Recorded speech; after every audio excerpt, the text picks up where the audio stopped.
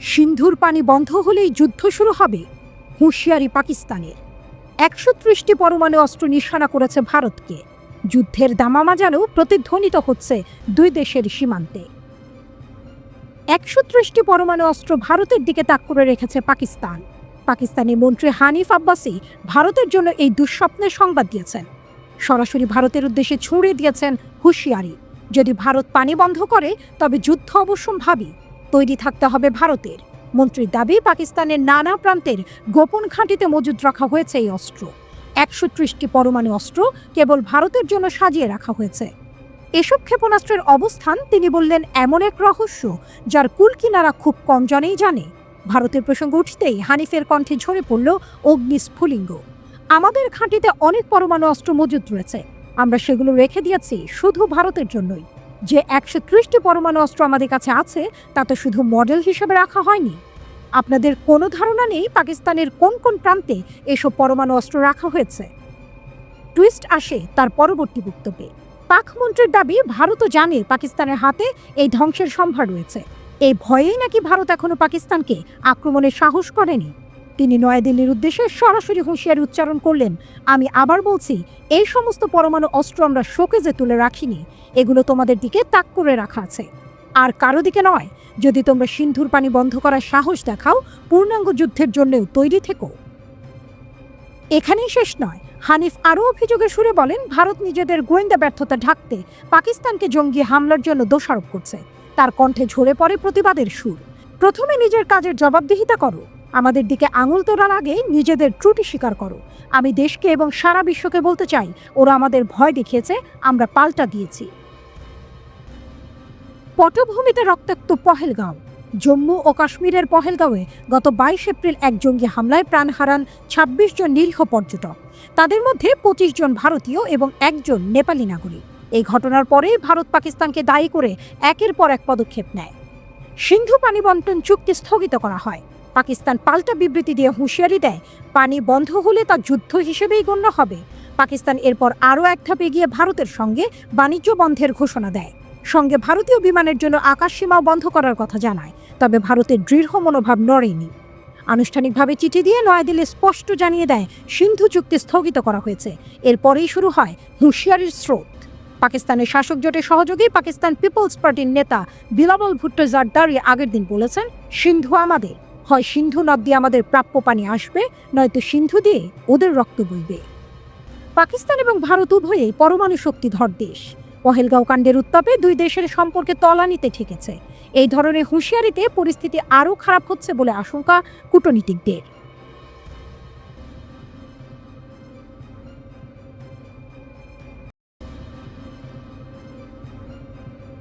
পাকিস্তানের তৎকালীন প্রধানমন্ত্রী নওয়াজ শরীফের ফোনে সরাসরি যুক্ত হন মার্কিন প্রেসিডেন্ট বিল ক্লিন্টন। তিনি বোঝানোর চেষ্টা করেন পারমাণবিক পরীক্ষা পাকিস্তানের জন্য কতটা বিপজ্জনক হতে পারে। তিনি অনুরোধ করেন যেন পাকিস্তান এমন আত্মঘাতী সিদ্ধান্ত থেকে সরে আসে। কিন্তু এসব অনুরোধে কোনো কাজ হয়নি। থামানো যায়নি পাকিস্তানের পারমাণবিক কর্মসূচি। তারা তখন পূর্ণ উদ্যমে এগিয়ে যাচ্ছিল এই লক্ষ্য পূরণের পথে। তবে মার্কিন যুক্তরাষ্ট্র অনেক আগেই পাকিস্তানের কার্যক্রমের ওপর কড়া নজর রাখতে শুরু করেছিল। সারা বিশ্বের নজরে ছিল তখন পাকিস্তানের দিকে, কারণ এর কিছুদিন আগেই তাদের প্রতিবেশী ভারত পারমাণবিক বিস্ফোরণ ঘটিয়ে অঞ্চল জুড়ে চাপ সৃষ্টি করেছিল। একে শুধুই প্রতিবেশী বলা যায় না।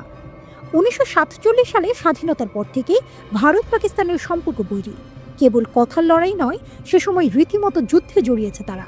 ১৯৯৮ সালেও এমন এক উত্তেজনাপূর্ণ পরিস্থিতি তৈরি হয়েছিল যা যে কোনো সময় যুদ্ধে রূপ নিতে পারত। এই সময়েই ১৯৯৮ সালের মে মাসে ভারতের তৎকালীন প্রধানমন্ত্রী অটল বিহারী বাজপেয়ী ঘোষণা দেন, ভারত ১৪ বছর পর সফলভাবে পারমাণবিক বিস্ফোরণ চালিয়েছে। ১১ থেকে ১৩ মে পর্যন্ত ৩টি ভিন্ন ধরনের বোমার পরীক্ষা চালানো হয় পোখরান সামরিক অঞ্চলের মাটির নিচে। এই পরীক্ষার মধ্য দিয়ে ভারত আনুষ্ঠানিকভাবে পরিণত হয় এক নতুন পারমাণবিক শক্তিধর রাষ্ট্রে। বিশ্বের নানা প্রান্তে এর বিরুদ্ধে নিন্দার ঝড় ওঠে। ভারতের এই পরীক্ষা পাকিস্তানের জন্য ছিল এক দিক দিয়ে সরাসরি হুমকি, আরেক দিক দিয়ে সেটা ছিল তাদের সার্বভৌমত্বে আঘাত। ভারতের অন্যান্য সামরিক পদক্ষেপের মতো এই পারমাণবিক কর্মসূচিও যে পাকিস্তানকে লক্ষ্য করে, এটা প্রায় নিশ্চিতভাবেই বলা যায়। তাই সারা বিশ্ব দেখতে চাচ্ছিল পাকিস্তান এই চাপে কিভাবে প্রতিক্রিয়া জানায়। পাকিস্তান যে কোনোভাবে ভারতের পারমাণবিক পরীক্ষার জবাব দেবে তা তখন প্রায় স্পষ্ট ছিল। বিশ্বের বিভিন্ন দেশ ও আন্তর্জাতিক সংস্থার পক্ষ থেকে পাকিস্তানকে বারবার অনুরোধ জানানো হচ্ছিল যেন তারা কোনো হঠকারী সিদ্ধান্ত না নেয়। নওয়াজ শরীফ প্রথম দিকে বেশ সংযত মনোভাব দেখিয়েছিলেন। তিনি বলেছিলেন, আমরা দায়িত্বশীলভাবে পদক্ষেপ নিতে চাই, আমাদের এই বোমা তৈরির সামর্থ্য আছে, কিন্তু আমরা গত 15 থেকে 20 বছরেও এর পরীক্ষা চালাইনি। ভারতের পরীক্ষার পর আমাদেরও সঙ্গে সঙ্গে পরীক্ষা চালাতে হবে এমন কিছু ভাবছি না। বাইরে থেকে পাকিস্তানের অবস্থান শান্তিপূর্ণ মনে হলেও ভেতরে ভেতরে পরীক্ষার প্রস্তুতি শুরু হয়ে গিয়েছিল। সরকারের অনেকেই মনে করতেন ভারতের এই পদক্ষেপের জবাব না দিলে সেটা পাকিস্তানের জন্য অপমানজনক হবে। দেশের সাধারণ মানুষের মধ্যেও এই ব্যাপারে সমর্থন ছিল প্রবল। সে সময় পাকিস্তানের পারমাণবিক শক্তি কমিশনের গুরুত্বপূর্ণ সদস্য ছিলেন ডক্টর সামার মুবারক মান্দো। যেহেতু কমিশনের প্রধান তখন দেশের বাইরে ছিলেন, প্রধানমন্ত্রী জরুরি ভিত্তিতে ডক্টর মুবারক মান্দোকে ডাকেন। তিনি তাকে প্রশ্ন করেন, এখনই কি পাকিস্তানের পারমাণবিক পরীক্ষা চালানো উচিত, তার মতামত কি? জবাবে মুবারক মান্দো বলেন, ভারতের প্রধানমন্ত্রী এবং মন্ত্রীরা পারমাণবিক পরীক্ষার বিষয়ে যে বক্তব্য দিচ্ছে তাতে আমাদের যদি কোনো জবাব না থাকে তাহলে আমাদের সার্বভৌমত্ব, সম্মান ও প্রভাব ক্ষতিগ্রস্ত হবে। তবে এটা জানাই ছিল যদি পাকিস্তান পরীক্ষা চালায় তাহলে আন্তর্জাতিক নিষেধাজ্ঞা আসবে, আর এটা দেশের ভূমির অর্থনীতির জন্য বড় বিপদ হয়ে দাঁড়াবে। এমন পরিস্থিতিতে পাকিস্তানের মন্ত্রিসভায় প্রতিরক্ষা সংক্রান্ত একটি গোপন বৈঠক ডাকা হয়। এমনকি সাধারণ পার্লামেন্ট সদস্যরাও এর খবর জানতেন না। সেই বৈঠকে সবাই একমত হন ভারতের জবাবে পারমাণবিক পরীক্ষা করতেই হবে। বৈঠকে সিদ্ধান্ত হয় দ্রুততম সময়ের মধ্যে পরীক্ষা চালানো হবে, তবে পুরো প্রক্রিয়াটি থাকবে গোপনে। ডক্টর মুবারক মান্দের নেতৃত্বে শুরু হয়ে যায় প্রস্তুতি। পরীক্ষার স্থান নির্ধারিত হয় চাগি পর্বতমালার একটি নির্জন অঞ্চল, বেলুচিস্তানে মাটির নিচে। এই পরীক্ষা পাকিস্তানের জন্য ছিল বিশাল চ্যালেঞ্জ। একদিকে সারা বিশ্বের চোখ রাঙানি, আরেকদিকে ব্যর্থ হলে আন্তর্জাতিকভাবে চরম লজ্জার মুখোমুখি হতে হতো। এমন অবস্থায় প্রধানমন্ত্রী ফোন করেন ডক্টর মুবারক মান্দোকে, জিজ্ঞেস করেন সফল হওয়ার কতটা সম্ভাবনা আছে। মুবারক মান্দো তাকে আশ্বস্ত করেন, আমরা আগে কখনো এমন পরীক্ষা করিনি ঠিক, কিন্তু আমরা আত্মবিশ্বাসী আমরা পারব। প্রধানমন্ত্রী তখন বলেন, আমরা ব্যর্থ হলে আমাদের মান সম্মান থাকবে না, আমাদের প্রতিবেশীরা আমাদের নিচে ঠেলে দেবে, কাজেই সফল হওয়াটা খুবই জরুরি। ততদিনে মার্কিন যুক্তরাষ্ট্র সহ পশ্চিমা দেশগুলো বুঝে গিয়েছিল পাকিস্তান পরীক্ষা করবেই। তারা চাপ সৃষ্টি করতে থাকে। এমনকি বিল ক্লিন্টন প্রস্তাব দেন $5 বিলিয়ন অর্থ সহায়তা। কিন্তু পাকিস্তান সিদ্ধান্তে অটল থাকে। পশ্চিমা দেশগুলো হুঁশিয়ারি দেয় পরীক্ষা চালালে কঠিন নিষেধাজ্ঞা আসবে। অবশেষে এলো সেই দিন, 1998 সালের 27 মে। ডক্টর মুবারক মান্দো বিবিসিকে বলেন, আমি দিনভর টানেল আর বাংকারগুলো চেক করেছি, যন্ত্রপাতি, কেবল সবকিছু ঠিক আছে কিনা বারবার যাচাই করছিলাম। ঘরে গিয়ে মাঝে মাঝে চা খাচ্ছিলাম, ভাবছিলাম কি করছি আমি। এত হেঁটেছি, হয়তো 10 থেকে 12 কিলোমিটার হয়ে গেছে।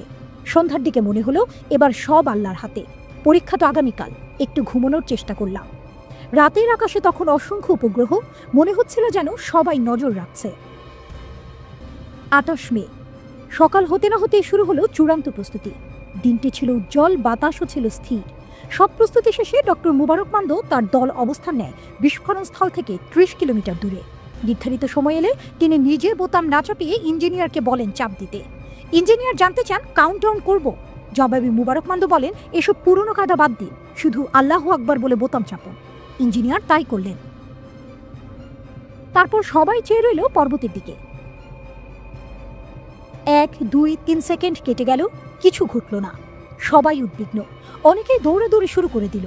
20 সেকেন্ড, তারপর 30, কিছুই নেই। ডক্টর মুবারক মান্দো বলেন, আমার হার্টবিট বেড়ে গিয়েছিল, কিন্তু করার কিছু ছিল না। অবশেষে 32 সেকেন্ডের মাথায় শক্তিশালী কম্পন অনুভব করা গেল। সবাই তখন বোঝে এটাই সফলতা। 3 সেকেন্ড পর দেখা গেল কালচে ধূসর পাহাড়টি হয়ে গেছে সাদা, বরফের মতো। এই সাদা রং ছড়িয়ে পড়ছে বাম থেকে ডানে প্রায় 25 কিলোমিটার এলাকা জুড়ে, ঠিক যেমনটা ফ্রান্সের আলজেরিয়ান পার্বত্য অঞ্চলে ঘটেছিল। পরদিন ইসলামাবাদ থেকে প্রধানমন্ত্রী নওয়াজ শরীফ ঘোষণা দিলেন, পাকিস্তান সফলভাবে পারমাণবিক পরীক্ষা চালিয়েছে।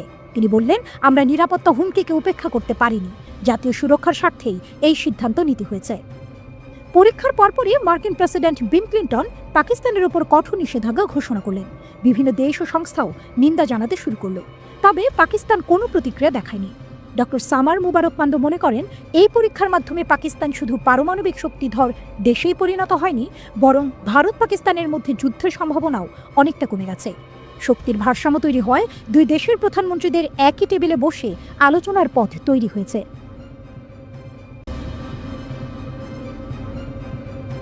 কাশ্মীর নিয়ে দুই পারমাণবিক শক্তিধর দেশের বিরোধ অনেক পুরনো, আর সাম্প্রতিক জঙ্গি হামলা সেই পুরনো আগুনে নতুন করে ঘি ঢেলে দিয়েছে। দেশভাগের ৭৫ বছর পেরিয়ে গেলেও ভারত পাকিস্তান দ্বন্দ্বের আগুন এখনো নিভেনি। ৭৫ বছর আগে ভারত উপমহাদেশ ব্রিটিশদের হাত থেকে স্বাধীনতা পায়, কিন্তু যাওয়ার সময় ব্রিটিশরা এই ভূখণ্ডকে ভাগ করে দিয়ে যায়। একদিকে হিন্দু সংখ্যাগরিষ্ঠ ভারত, অন্যদিকে মুসলিম সংখ্যাগরিষ্ঠ পাকিস্তান। এই বিভক্তি দুই জাতির হৃদয়ে এক গভীর ক্ষতের জন্ম দেয়, যার রক্তক্ষরণ এখনো কমেনি। কাশ্মীরকে ঘিরে ভারত ও পাকিস্তানের মধ্যকার বিবাদ বহু পুরনো, আর সাম্প্রতিক জঙ্গি হামলা এই বিবাদকে আরও ঘনীভূত করে তুলেছে। এই ৭৫ বছরে ভারত ও পাকিস্তানের মধ্যে উত্তেজনা থেমে থাকেনি, বরং সময়ের সাথে সাথে বেড়েই গেছে। এই দীর্ঘ পথ চলায় ঘটে যাওয়া কিছু উল্লেখযোগ্য এবং রাজনৈতিক গুরুত্বপূর্ণ ঘটনা নিয়েই এই আয়োজন। ১৯৪৭ ভারত উপমহাদেশ বিভাজন। ১৪ এবং ১৫ই আগস্ট এক রাতেই ইতিহাস বদলে যায়। শেষ British viceroy Lord Louis Mountbatten ঘোষণা দেন ২ শতকের শাসনের অবসান। জন্ম নেয় দুটি দেশ, ভারত ও পাকিস্তান। এই হঠাৎ বিভাজন লাখ লাখ মানুষের জীবনে নেমে আনে বিপর্যয়। প্রায় ১.৫ কোটি মানুষ নিজেদের ঘরবাড়ি ছেড়ে অন্যত্র চলে যেতে বাধ্য হন। সাম্প্রদায়িক দাঙ্গায় প্রাণ হারান প্রায় ২০ লাখ মানুষ। ১৯৪৯ কাশ্মীর বিভাজন। ১৯৪৭ সালের শেষ দিকে কাশ্মীর নিয়ে ভারত ও পাকিস্তান যুদ্ধে জড়িয়ে পড়ে। জাতিসংঘের মধ্যস্থতায় ১৯৪৯ সালের জানুয়ারিতে ৭৭০ কিলোমিটার দীর্ঘ একটি যুদ্ধবিরতি রেখা তৈরি হয়, যা লাইন অফ কন্ট্রোল নামে পরিচিত। এই রেখা কার্যত কাশ্মীরকে দুই ভাগে ভাগ করে দেয়, ৬৩% ভারতের এবং ৩৭% পাকিস্তানের নিয়ন্ত্রণে। তবে দুই দেশই পুরো অঞ্চলটিকে নিজেদের বলে দাবি করে আসছে। ১৯৬৫ দ্বিতীয় যুদ্ধ। ১৯৬৫ সালের অগাস্টে কাশ্মীর দখলের জন্য পাকিস্তান ভারতের বিরুদ্ধে যুদ্ধ শুরু করে। ৭ সপ্তাহের রক্তক্ষয়ের পর সোভিয়েত ইউনিয়নের মধ্যস্থতায় যুদ্ধবিরতি হয়, কিন্তু এর কোনো স্থায়ী সমাধান হয়নি। ১৯৭১ বাংলাদেশের জন্ম। ১৯৭১ সালে পশ্চিম পাকিস্তান থেকে আলাদা হওয়ার দাবিতে পূর্ব পাকিস্তানে শুরু হয় মুক্তিযুদ্ধ। ভারত এই যুদ্ধে বাংলাদেশের পাশে দাঁড়ায়। ৯ মাসের রক্তক্ষয়ী যুদ্ধে বাংলাদেশের প্রায় ৩০ লাখ মানুষ প্রাণ হারান। মুক্তিযুদ্ধের শেষ পর্যায়ে পাকিস্তানের বিরুদ্ধে সরাসরি যুদ্ধ ঘোষণা করে ভারত। স্বাধীন হয় বাংলাদেশ। ১৯৭৪ পারমাণবিক অস্ত্র প্রতিযোগিতা। ১৯৭৪ সালে ভারত প্রথম পারমাণবিক বোমা বিস্ফোরণ ঘটায়। পাকিস্তান ১৯৯৮ সালের মে মাসে ৬টি পারমাণবিক পরীক্ষা চালায়, যেখানে ভারত চালায় ৫টি। এই ঘটনাগুলো বিশ্ব জুড়ে উদ্বেগ সৃষ্টি করে এবং দুই দেশই আন্তর্জাতিক নিষেধাজ্ঞার মুখে পড়ে। ১৯৮৯ কাশ্মীরে বিদ্রোহ। ১৯৮৯ সালে ভারত নিয়ন্ত্রিত কাশ্মীরে ভারত সরকারের বিরুদ্ধে এক সশস্ত্র বিদ্রোহ শুরু হয়। এতে কয়েক হাজার যোদ্ধা ও সাধারণ মানুষ প্রাণ হারান। দুই পক্ষ থেকে মানবাধিকার লঙ্ঘনের বহু অভিযোগ ওঠে। ১৯৯০ সাল থেকে বহু কাশ্মীরি হিন্দু ভয় পেয়ে কাশ্মীর ছেড়ে অন্যত্র চলে যান। ১৯৯৯ কার্গিল সংঘাত। ১৯৯৯ সালে পাকিস্তান সমর্থিত বিদ্রোহীরা কার্গিলের পাহাড়ি অঞ্চল দখল করে নেয়। ১০ সপ্তাহের যুদ্ধের পর ভারত সেই অঞ্চল পুনরুদ্ধার করে। এই সংঘাতে দুই পক্ষ মিলিয়ে প্রায় ১,০০০ সেনা ও যোদ্ধা নিহত হয়। যুক্তরাষ্ট্রের চাপেই শেষ পর্যন্ত এই যুদ্ধ থেমে যায়। ২০০১ ও ২০০২ সালে ভারতে একাধিক সন্ত্রাসী হামলার পর সীমান্তে আবারও বিপুল সংখ্যক সেনা মোতায়েন হয়। ২০০৩ সালে সীমান্তে যুদ্ধবিরতি ঘোষণা করা হয়। ২০০৪ সালে শান্তি আলোচনার প্রক্রিয়া শুরু হলেও তেমন কোনো ফল আসেনি। ২০০৮ মুম্বাই হামলা। ২০০৮ সালের নভেম্বরে এক সশস্ত্র জঙ্গি দল মুম্বাই শহরে হামলা চালিয়ে ১৬৬ জনকে হত্যা করে। ভারত এই হামলার জন্য পাকিস্তানের গোয়েন্দা সংস্থাকে দায়ী করে এবং শান্তি আলোচনা স্থগিত করে। ২০১১ সালে দুই দেশের মধ্যে আলোচনা আবার শুরু হয়, তবে সীমান্তের সংঘর্ষ সেই আলোচনা ব্যাহত করে। ভারত কাশ্মীরে জঙ্গিদের বিরুদ্ধে সীমান্ত পেরিয়ে অভিযান চালায়। এমন এক সময়ে ২০১৫ সালের ডিসেম্বরে ভারতের প্রধানমন্ত্রী নরেন্দ্র মোদী হঠাৎই পাকিস্তান সফরে যান।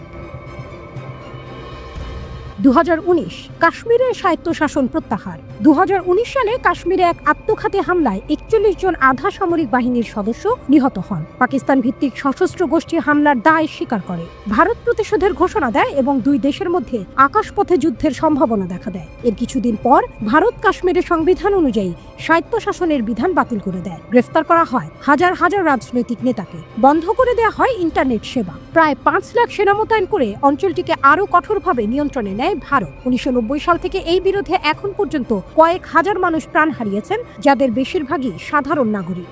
কাশ্মীর আজও বিবাদের এক বিস্ফোরক কেন্দ্রে দাঁড়িয়ে। দেশভাগের ৭৫ বছর পরও শান্তি এখনো বহুদূরের এক স্বপ্ন।